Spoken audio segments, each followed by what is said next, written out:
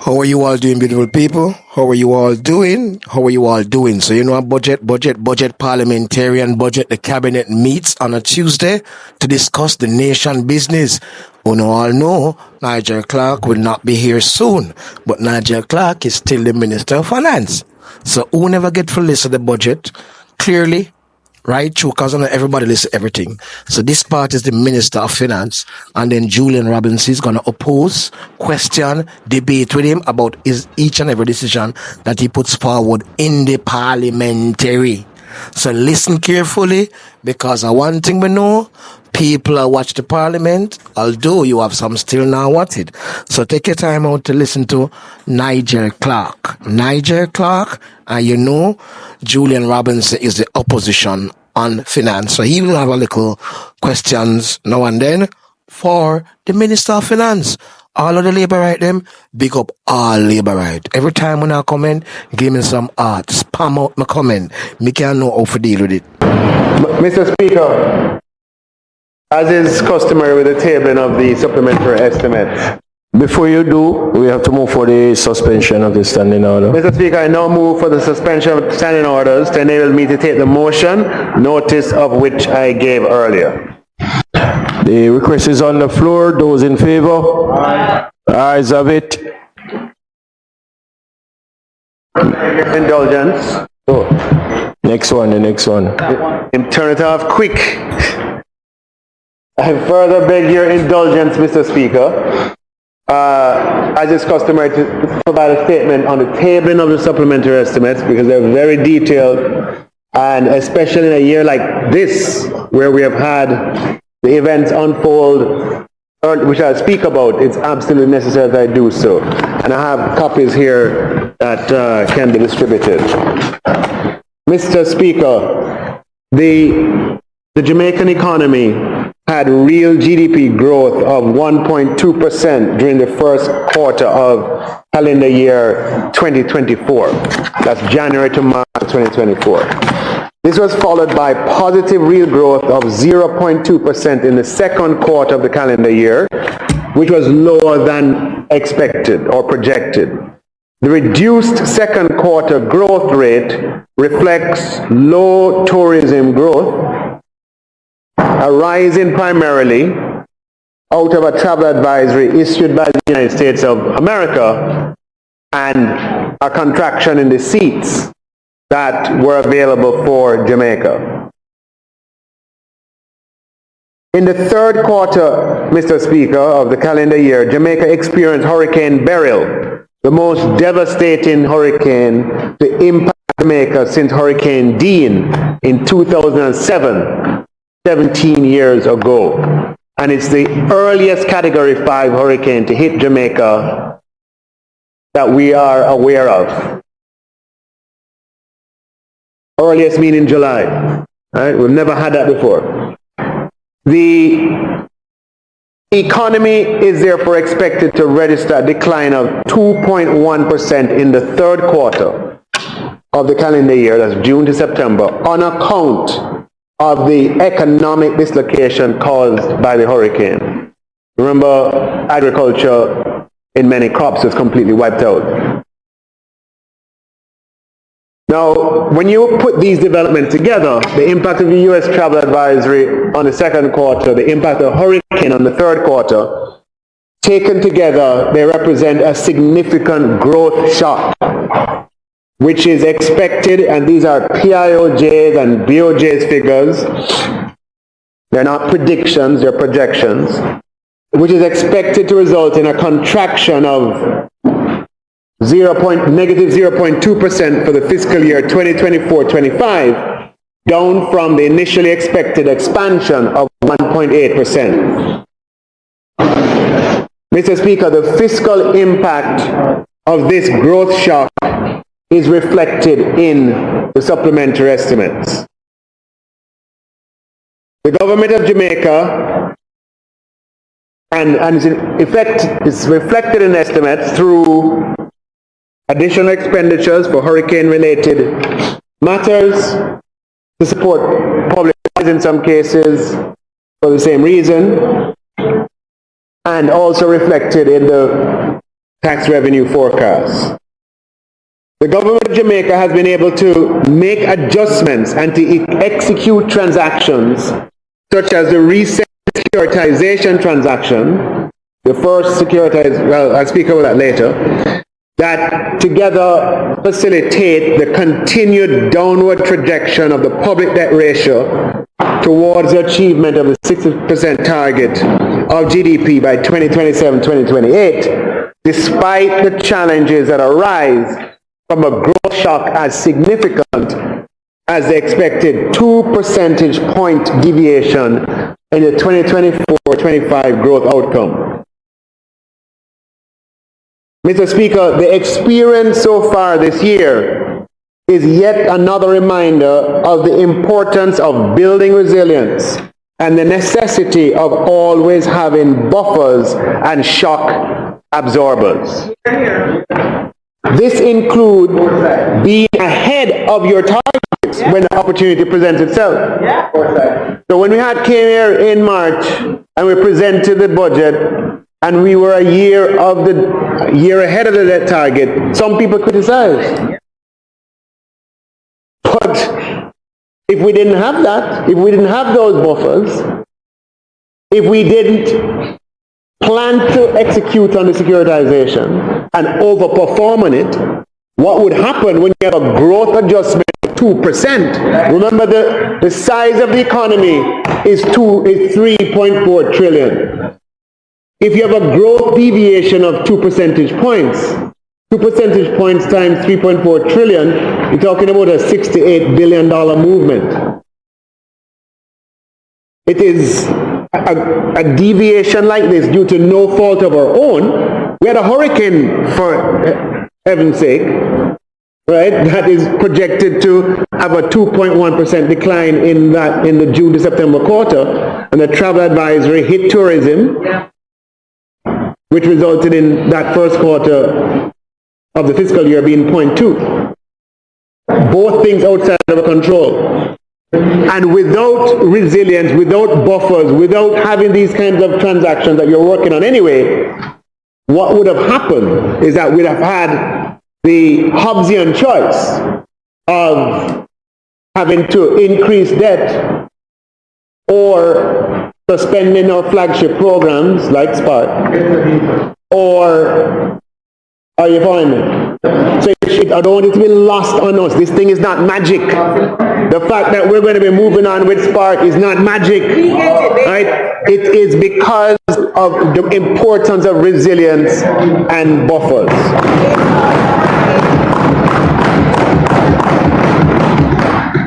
Now, Mr. Speaker, Jamaica is structurally vulnerable.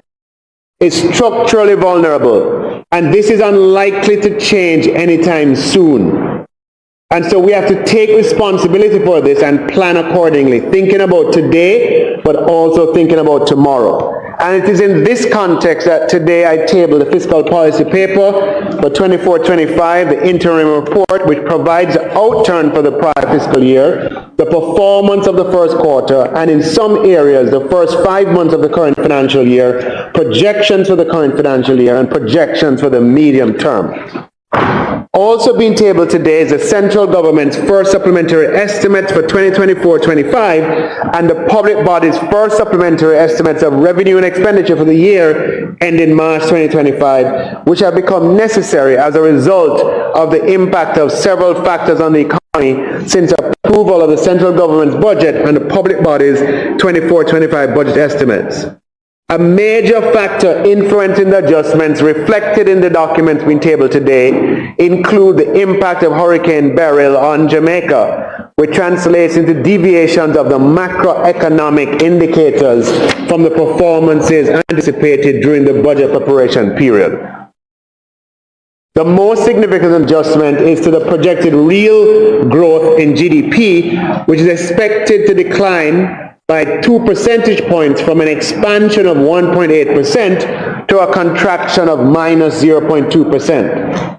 Associated associated with a shift in the growth profile is an expected decline in the inflation rate from 5.8% originally estimated to 4.5%. Adjustments to the 2024-25 fiscal profile have also arisen from the performance of both interest rates and exchange rates within the economic developments that have occurred.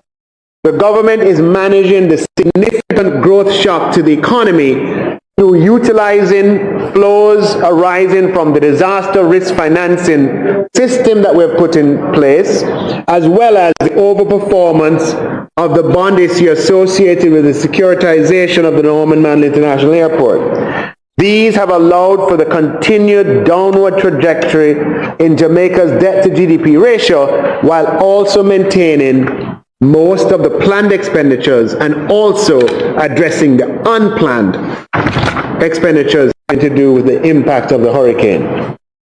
Given the impact of Hurricane Beryl and the altered macroeconomic profile, the central government's First Supplementary Estimates provide for an increase in total expenditure and payments by approximately $40.7 billion. The increased expenditure is entirely due to expenses on the recurrent side of the budget, where both debt and non-debt expenses have increased. Recurrent program expenses have increased by $31.3 billion, reflecting, among other things, the additional expenses undertaken to initiate recovery from the impact of Hurricane Beryl, and that is about $11.8 billion. Also included in the recurrent programs are additional subvention amounts to a number of public bodies, including the University of the West Indies, the University of Technology, the Jamaica Urban Transit Company, Montego Bay Metro Limited, the National Water Commission, the University Hospital of the West Indies, the Transport Authority, JACRA, the Jamaica Racing Commission, Jamaica Ultimate Tire Company, the Firearm License Authority, the Solid Waste Management Authority, and other agencies under local government ministry. Mr. Speaker, this need to step in and support the public bodies comes at a cost to the central government and is not sustainable over the long term. These public bodies, apart from ones where we directly made interventions, will have to organize themselves so that this is not an ongoing requirement. Recurrent programs also, Mr. Speaker, increases, just hear me out on this one, please. Some of the recurrent programs increases include provisions for the amounts related to the Spark program. So we had made the provision for Spark entirely in the contingency provision on the capital side of the budget. But as you go towards implementation, there are aspects of the Spark program that can't be placed there. They have to be placed on recurrent, i.e. pre-investment activities, preparatory activities, design activities, the ordering of pipes, NWC pipes to, as the Prime Minister said, if we're going to dig up some of those roads, we want to put pipes under the ground. And those, to facilitate those, Madam Speaker, those Spark expenditures are on the recurrent side of the budget. Wages and salaries are also increased by $11.6 billion due to higher than originally planned third-year costs on the implementation of the restructured public sector compensation system. Interest payments are estimated to be $9.6 billion greater than originally budgeted, primarily reflecting the impact of adjustments in interest rates and exchange rates. The increase in recurrent expenditure is somewhat countered by a $12.1 billion decrease in capital expenditure, which represents a decrease on the contingency provision for capital programs, given the need to accommodate spending associated with the recovery from Hurricane Beryl, as well as the preparatory activities for the Spark program, which are on the recurrent side of the budget. The additional total expenditure and payments of $40.7 billion will be financed primarily through estimated additional revenue and grant flows, primarily arising from non-tax revenues and tax revenue flows. The increased non-tax revenue flows include higher than estimated flows from the securitization of the Norman Manley International revenue flows that are due to the government. and utilization of available cash resources of 4.4 billion would provide additional financing required. Adjustments to the public body estimates primarily arise from the need for additional subventions from the central government to a number of public bodies. Self-financing public bodies requiring the support of central government include, I had listed some of these earlier, but here I have the amounts. Transport Authority 358 million, Firearm License Authority 150 million, NWC 1.5 billion, JUTC 818 million, Jamaica Tire Company 155 million, Jamaica Agricultural Commodities Regulatory Authority 150 million, Jamaica Racing Commission 150 million, Metro, Montego Bay Metro 11.4 million. It's necessary, Mr. Speaker, to have transparency on these because these are self-financing entities that, you know, we can't sustainably provide financing for them from the taxpayer pot.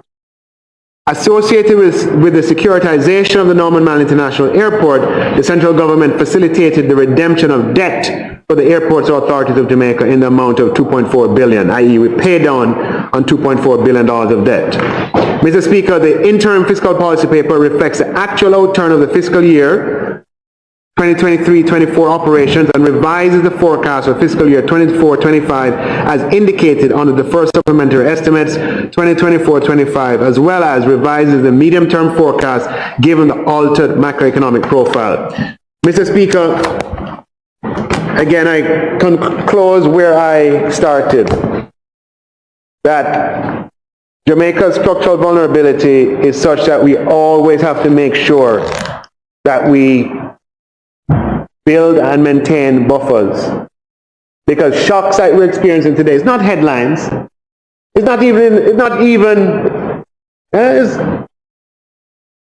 the fact that the hurricane is, well, truthfully, these figures are only coming out today, meaning the 2.1% estimate.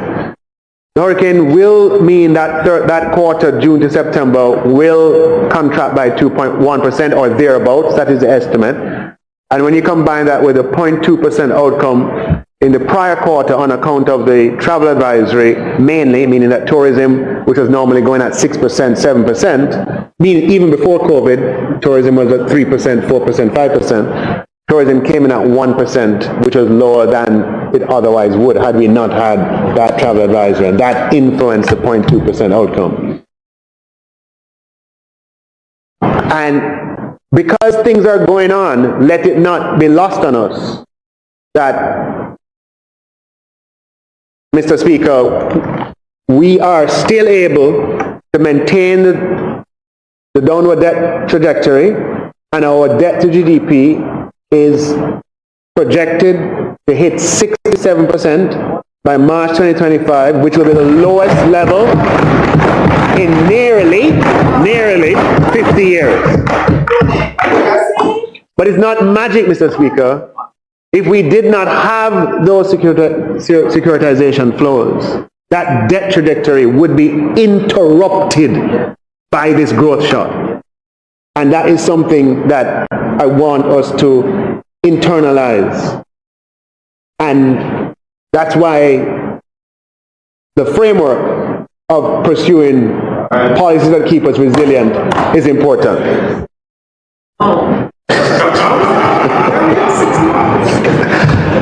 Mr. Speaker, I now move. No, you normally respond for it.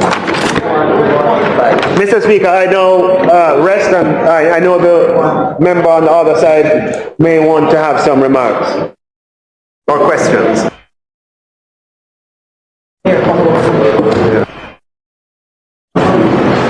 Thank you, Mr. Speaker, and thank you, Minister, for the comments on the supplementary. The first concern I raise relates to the securitization, which has overperformed from your perspective. But it's never ever a good thing to use future revenue flows 12 years into the future for AAJ, sell those revenues to finance current consumption for the fiscal year. So we are going to deprive the Airports Authority 12 years into the future of those revenue flows. We do have a concessionaire who has responsibility for some things at Norman Manley. But our experience has shown that particularly at Norman Manley, that concessionaire has not fulfilled all of its obligations. Of the two airports, Norman Manley has been treated as the poor cousin. Bad bathroom facilities, poor air conditioning. And the AAJ as a government agency, although you have the private concessionaire, must have that responsibility to ensure your airport is maintained to international standards. So we are taking 12 years of AAJ's revenues into the future to fund current consumption. The challenge you're going to have is the sustainability of this, because unless you're going to find other arrangements in the next fiscal year, you will not have that inflow to support the programs here. Yes, we had the shock with the hurricane, but the reality is before the hurricane, we were on a declining growth rate. Still positive, but declining. And the last quarter that was measured was 0.2%. Although, frankly, leader of government business repeatedly, you said here that the advisories were not affecting tourism, even though we were hearing otherwise. No, you said that, even though the industry said otherwise. But the point is, well, everybody in the industry said it was affecting them, right? And significantly by 30%. But the point I'm making is, even before the hurricane, Jamaica's growth rate was declining. And it's debatable, but you may have even gone into negative growth without the hurricane, given the trajectory that we were on. And so really the challenge, and it's a challenge for all of us, is to determine how we can lift ourselves out of the low growth that we have, because the sustainability of these financing is questionable, because you cannot every year find some other deal to securitize. Well, you can. Let me say you can't. You can. But then you're going to run into the issue of depriving whichever entity that is, whether you go to Montego Bay or another airport, of the revenues they need to sustain themselves and to maintain their international standards. The second concern I have is whether the securitization imposes a contingent liability on the government of Jamaica if, for whatever reason, the revenue inflows do not meet the projections. We don't envision that, but if it does happen, the government of Jamaica will have the responsibility to pay the difference between what is projected and if the revenues fall below that. And also within that, I do have a concern about the impact that this arrangement may have on the potential development of Vernon Field, because I think there's a clause that speaks to no competition for the 12-year period, and Vernon Field has the potential for both a cargo port, which my colleague I know will speak to, but also for passenger traffic. So does that mean that in essence we are going to have to hold any potential development of future airspace or air traffic, which can be seen as competition to Norman Manley during this period of time? I want to ask a couple of questions specifically. The underperformance in the capital budget, 9 billion, you said was related to contingency.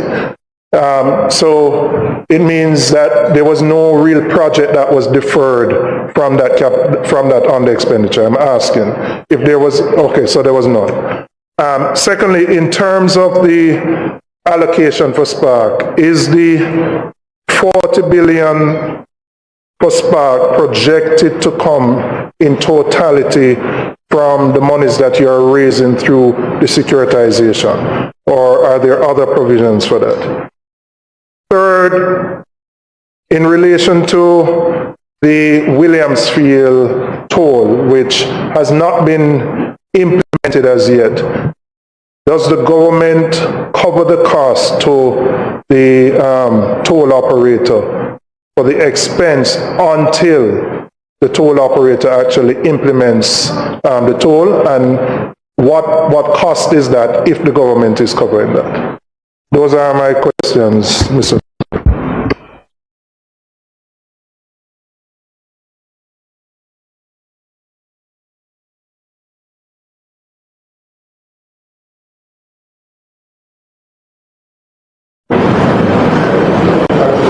Thank you, Mr. Speaker. Minister, as you spoke and talked about the risk profile, Jamaica's risk profile, and the contingency arrangements, the mitigating arrangements that needs to be put in place to address these structural risks. I made a comment that among the areas we have to do much more work on is our data and the historic data that we place, I believe, undue reliance on as at this time. I think it poses real risks to our planning and to the forecasting and projections that we make, and that the extent to which the data doesn't reflect in a real-time assessment or contribute to a quality kind of projection is itself a risk that we continue to rely on, and we need, therefore, to my mind, to begin to address that element of that structural element of our operations. Having said that, I want to comment on the securitization. As my colleague mentioned, it is not the first that this has been done, but we recognize that when it happens, we are really putting at risk or to deprive the particular institution or agency of the future revenue. The growth plans, though, are my concern, and he touched on one area of concern to me, that the Vernon Field project, which we believe on this side, and has long supported, argued for, that this is part of our growth contribution, and that needs to be addressed, and addressed, I believe, more urgently, because the risk to which you speak also addresses the need for us to make timely investments so that we can address or to mitigate some of those risks going forward. So it's not just a static situation of debt and addressing the debt profile, but how do we address and make the timely investment to move the growth projections going forward. And I think my concern on the securitization with respect to this particular agency and its responsibility in respect of Burnham Field represents to me a risk, a further increase in risk to our growth profile, and I believe we have to be cognizant of the limitations that we have placed on it, including that about competition either in cargo or passenger or both, that we have placed, as I understand it, on in this particular transaction. And you may want to speak to it just to clarify what, if any, further restriction has been placed on that development. Thank you. Thank you, Mr. Speaker, and thanks to both members for their comments, questions, and contributions. There's a lot, both speakers dwelt a lot on this securitization, and I believe that perhaps, Mr. Speaker, this is Jamaica's first structured securitization in international capital markets. It's important that it is well understood what what we have done, and perhaps I'll give a statement on it that will allow for more detailed discussion and ventilation as to what's involved. I will answer the questions that are posed today. Yes, I know. It will have to be next week. No. Thanks for the reminder, sir. Yes, it is reality. So I'll commit to doing that, so that there, it opens lots of possibilities for the future, but it's important to sort of understand some of the factors. So I'll address the questions put here, but I'll go in more detail when I do a statement. Okay, I want to just first talk about the data issue that you mentioned.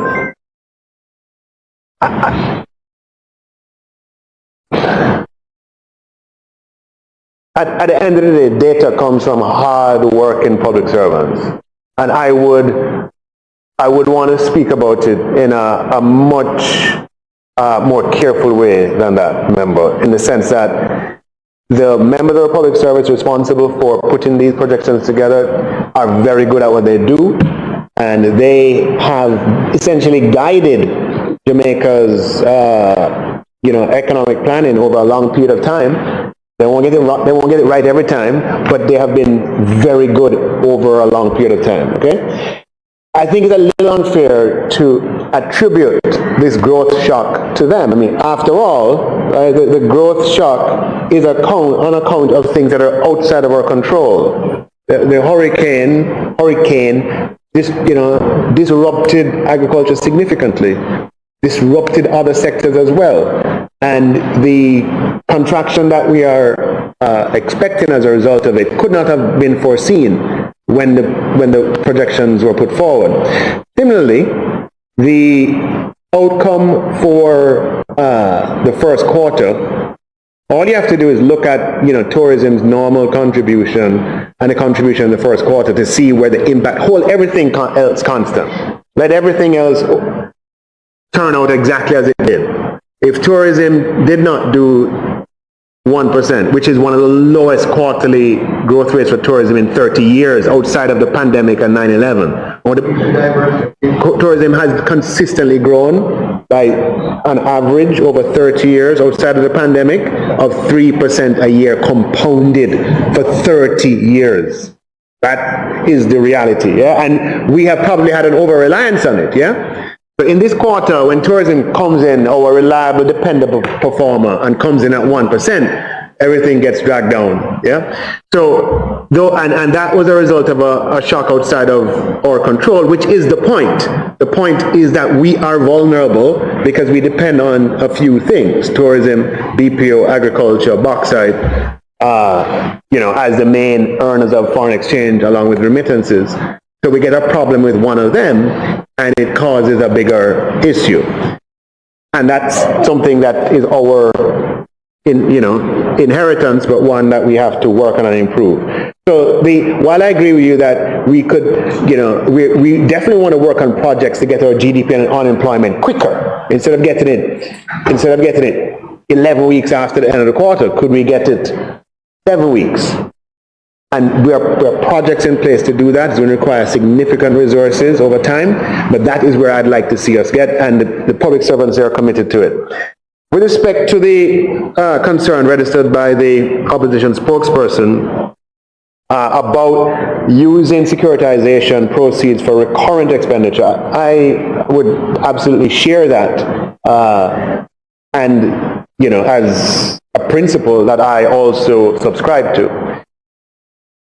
Funds are fungible, but the best way to see how funds are being used is to ask what would happen if you did not have those funds. And if we experience a shock representing 2 percentage points of GDP, and we did not have the performance of the securitization, what would happen is that we would be writing to the Auditor General or the Fiscal Commission, as the case may be, making the case for an escape of the fiscal rules. Because the threshold for escape is 1.5. That's what would happen. And in escaping the fiscal rules, we'd be able to accommodate what we're doing, but at the expense of debt going up. Because we have the securitization proceeds, in the context of the growth shock, we're able to maintain the debt going down. Okay, so the proceeds, effectively, if you look at the two scenarios, with the proceeds in this particular year, we're able to keep our debt on a downward trajectory. Right? So it's not in the context of this growth shock, it's not being used for consumption matters, if you understand what I'm saying, right? The use of it is to allow us to not, as I said, the threshold is what everybody knows that. The threshold is 1.5 points of GDP. We are going to breach that threshold this year. At 2 points, the deviation is going to be 2 points of GDP. We could get the authorization to escape the fiscal rules for this year. Obviously, we'd have to make it up in future years and register a deficit, right? to be able to accommodate what we're doing, but the expense would be, instead of that being 68% next year, it probably would still be in the low 70s.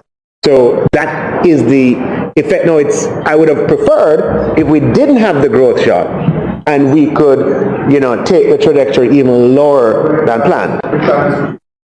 Huh? Yes, but if we had those proceeds, that overperformance before the growth shock, what we would have done is further accelerated the debt. You understand what I'm saying? To go further, to go ahead. That's what we would have done. Yeah. And I can prove that to you. I mean, this growth shock is just now. Yeah. The question about the sustainability of financing, if you are using one-off sources of income, absolutely correct. Which is why some of what we are doing this year, certainly the capital programs in the form of the Spark and other initiatives are one-off initiatives. But the point is absolutely the case that if next year we have a growth shock next year. Yes. But you're making my point that I always make, right? Which is that we have to have the buffer. So when we don't give the future minister a hard time when he's trying to maintain some buffers, because Jamaica's story is one that is littered with economic shocks. And unfortunately, we would have done 13, so I want to just say though that all is not lost. We would have done 13 consecutive quarters of economic growth, with little point 2 being the 13th. It's going to be broken by the hurricane. Yeah? And even, as I've mentioned in this house before, that is the second longest stretch of economic growth, quarterly economic growth. 13 quarters is 3 years. Before that, we had 20 quarters, with the last one being flat, which was 5 years. Before this period of stability, what we would have are 3 quarters growth, 4 quarters decline, 9 quarters growth, 2 decline, 7 quarters growth, 3 decline. What we've been able to do is to have longer periods of growth, and thank God, what we're seeing is the only thing that has broken them, right, are things that we have no control over. COVID pandemic was what broke the one last time. And we did have a flat quarter before when the Alpart closed after the trade war thing, right? This time, what has broken it as a factual matter? It's the hurricane. So all what we have managed to achieve, Mr. Speaker and members, is the stability of growth. What we have not been able to do, though, is to elevate the quantum of growth. But given where we're coming from, improving the stability of growth is a major, major collective achievement, and one that we must continue to push forward, even as we go to increase the quantum.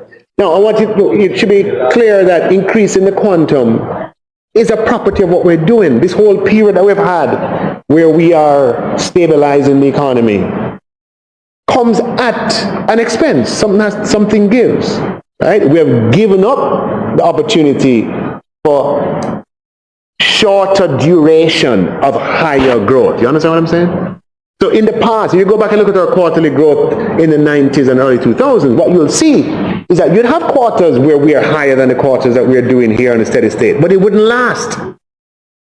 It wouldn't last. So we're going to get to the point. We're going to get to the point very, very soon. March 25 will be at 68%. We're going to get to the point where we're going to be at 60. And very quickly.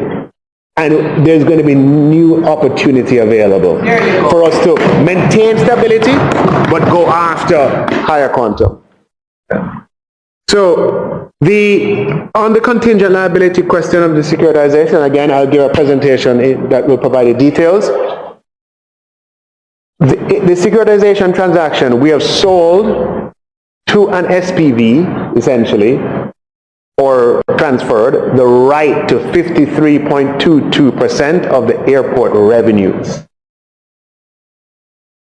If the airport generates no revenues, then the SPV has no income, and there is no recourse to the government of Jamaica. Okay? The investors are taking airport risk. It would be as if you're lending to an airport. There are financiers in this world, investors in this world, who finance airports and take airport risk. The airport is very domestic, it has very defensive qualities. The traffic out of Kingston is mostly diaspora and business traffic, small, but mostly diaspora traffic, which is quite defensive, meaning it is maintained in good and bad times because people want to see family. If you think we have $4 billion US of remittances coming in, that remittance comes in because we have these communities of Jamaicans, locally and overseas, who are connected. And you think about what connects them. That airport plays a significant role. So people are willing to take airport risk. Now, we do have something that's called a top-up payment that if the airport operator receives income, meaning there are revenues, and does not pay it over to the SPV, then we are the only ones who can enforce performance. So what happens, the airport operator receives from the airlines on the, if I'm not mistaken, the 25th of every month. Sorry, the airport operator pays over at the 25th of every month the fees, 53.2%. Then on the 15th of June and the 15th of December, the SPV has to make interest on bond payments. Okay? So we have 6 months to observe before the payment is due. Are they paying over? Are they paying over? Right? If over that 6 month period they don't pay anything, the government or the pay less. Yeah, the government has what we call a top up that says if there are revenues being received and they have not paid it over, then we will make it up. However, no operator is going to do that, because if they don't pay it over, we'll cancel the contract and we'll take not 53% of the revenues, we'll take 100% of them. Okay? So it's just a mechanism because we are in the place to enforce the contract.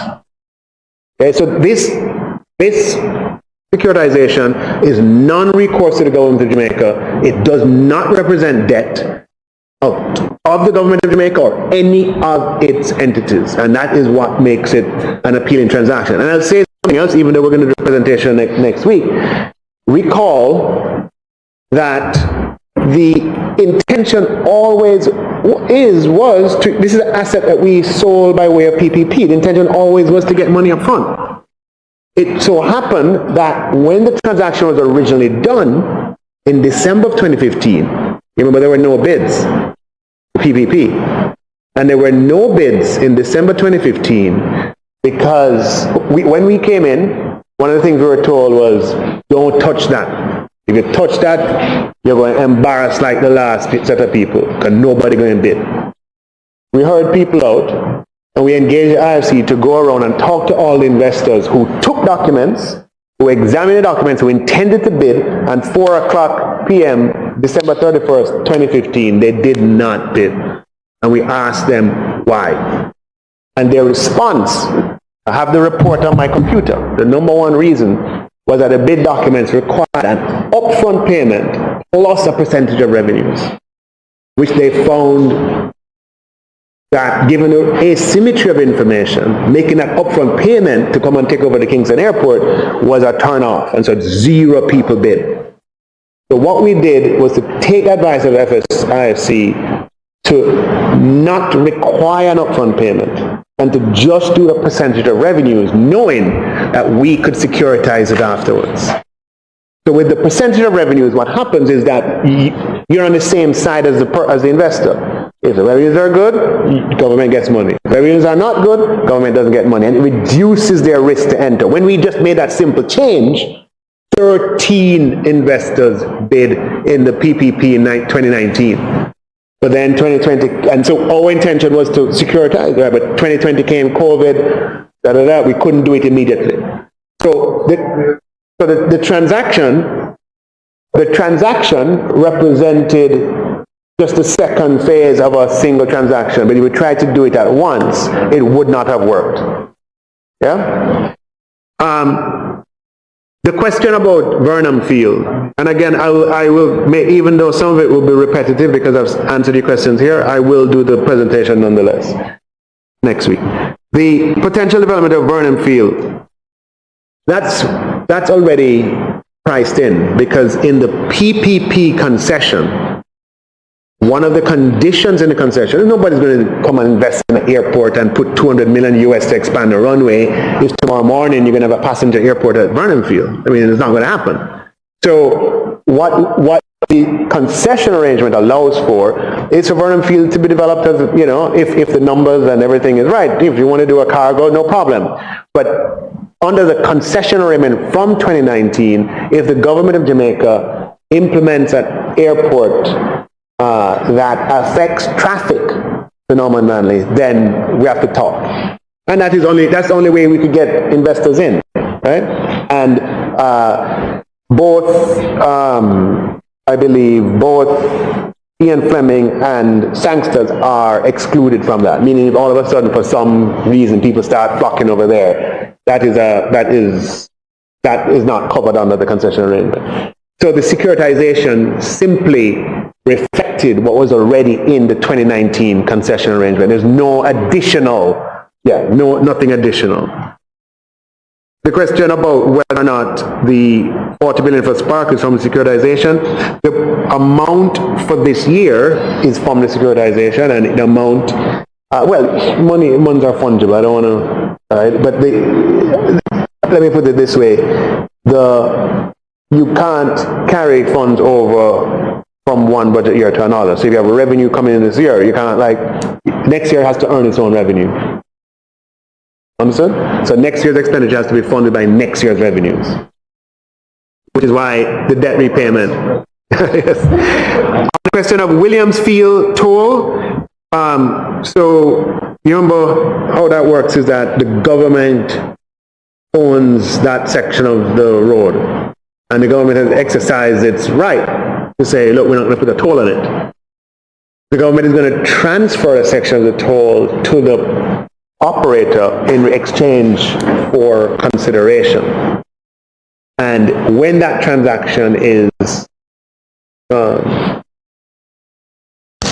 finalized, then you can have, but it's not as if we are paying any private operator to keep anything. It's just that we own the toll as it is now. We own the road as it is now. I can't speak to how advanced discussions are, but that is how it will be done. I think that answers the questions, Mr. Speaker. Thank you very much. Oh, all right. May I ask that the motion, no, Mr. Speaker, be it resolved, I want to move that be resolved that the first supplementary estimates of expenditure for the financial year ending 2024-2025, which was laid on the table of the House on the 8th day of October 2024, be referred to the Public Administration and Appropriations Committee of the House of Representatives for consideration and report. And Mr. Speaker, the PAC chairman has informed me that the PAC will meet tomorrow, Wednesday, October 9th at 10 a.m. in this house. The request for the motion to be accepted. Those in favor? Those against? The ayes have it. House Leader. Thank you, Mr. Chairman. Mr. Speaker, in extension of the statement made by the Minister of Finance with regards to the referral of the supplementary estimates to the PAAC, I'm to advise this Honourable House that the Standing Finance Committee of the House will meet at 1 p.m. on Tuesday the 15th in order to receive the report and then to enable the measure to be taken at the sitting, which commences at 2 p.m. on Tuesday. May it please you, Mr. Speaker. Mr. Speaker, it is not intended to do any further business today. I therefore move that the House be adjourned until Tuesday, October 15th at 2 p.m. at the George William Gordon House. The motion for adjournment is on the floor until the 15th of October. Those in favor? Those against, the ayes have it. This House now stands adjourned.